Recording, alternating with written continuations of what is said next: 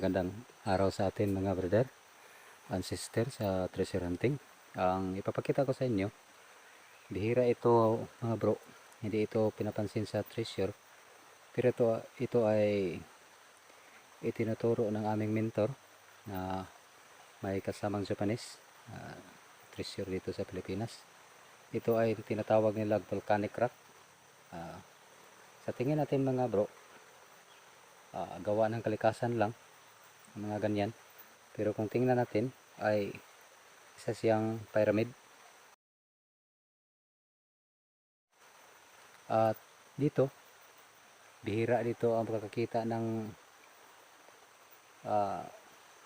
mga bato ganyan.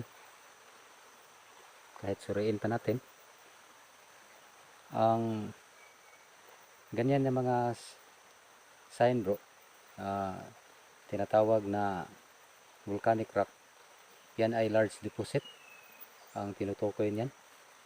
Dito tayo, yan, kailangan bro, hindi tayo magsasabi na nature lang. Ayan, tingnan mo ang likod na bahagi ng batong yan mga bro.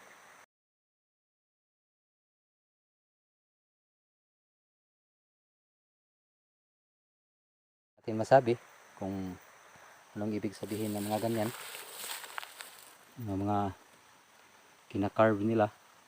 Ayan, hindi yan nature lang kung tingnan natin.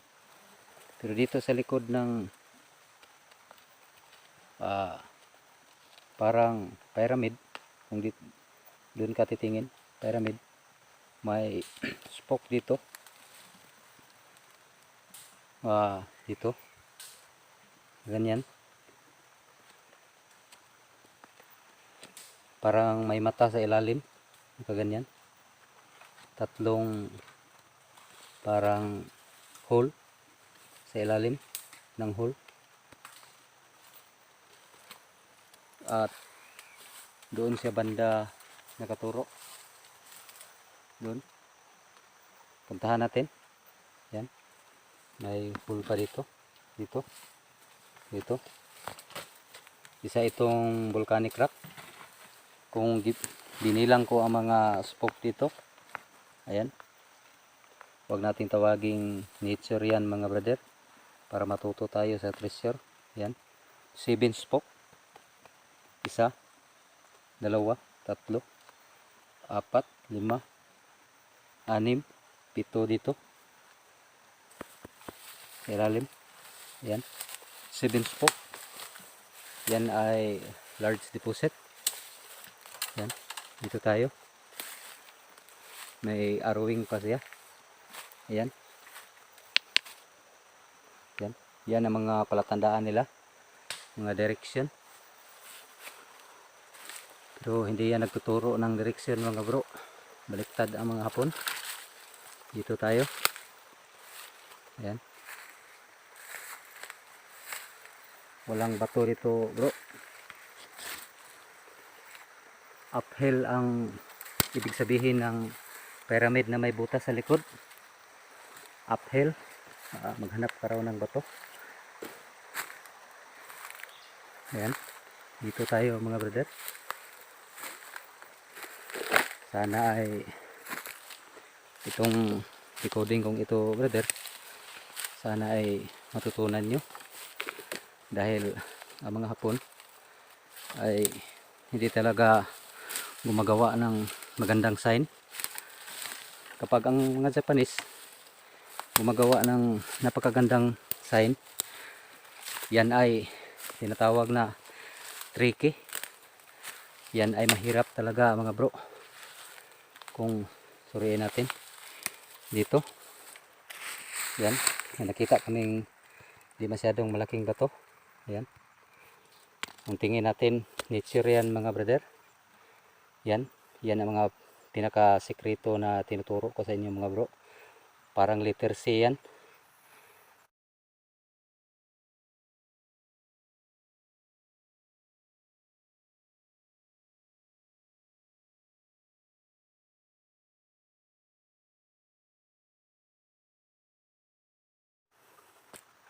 May dot dito. at malaking hole. Ayan. At dito may parang number 3. Yan. Na may bato pa dito. Yan ang mga tandaan nila mga bro. At doon may nakita kaming malaking bato. Yan. Dito. Isa siyang turtle head.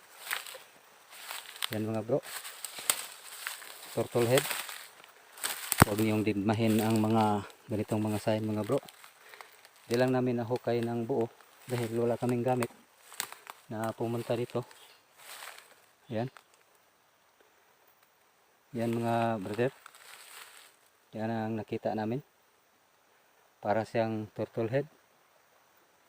Ayan.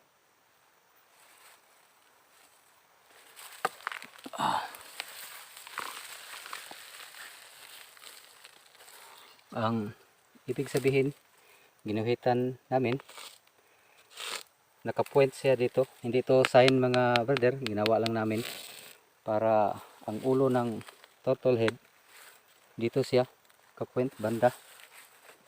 Yan.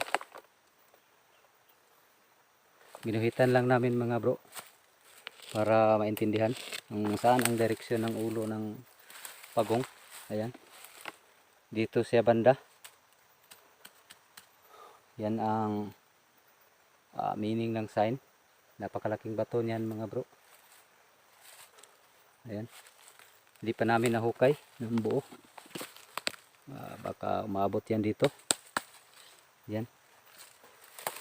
Isang napakalaking turtle head sign. Yan. Yan ang direksyon niya. Dito sign mga bro para maliwanagan. Ginawan ko lang para makita natin ang ulo ng pagong na dito siya nakaturo. Ayan. Diyan banda. Dito banda. At yan lang po. Maraming salamat.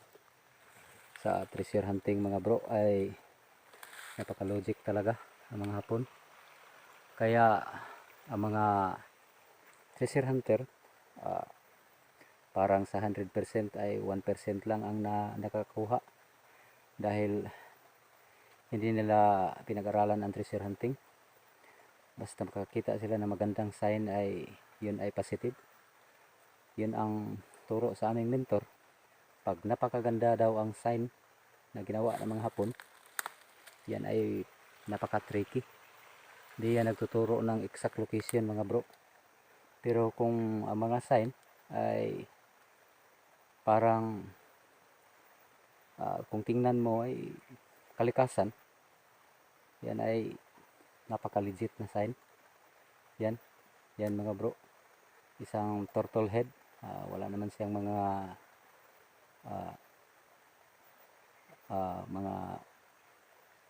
foot niya. Walang paa ang turtle. Yan ay nagtuturo ng exact location. Yan dito banda. Maraming salamat. Iyak lang po. Sana ay maunawaan niyo ang mga sinasabi ko. Magsisimula na kaming maghukay mga bro sa kung saan akong nagsimula nung aking mga vlog. Doon ang simulan ko para ipapakita ko ang diagram sa ilalim ng lupa at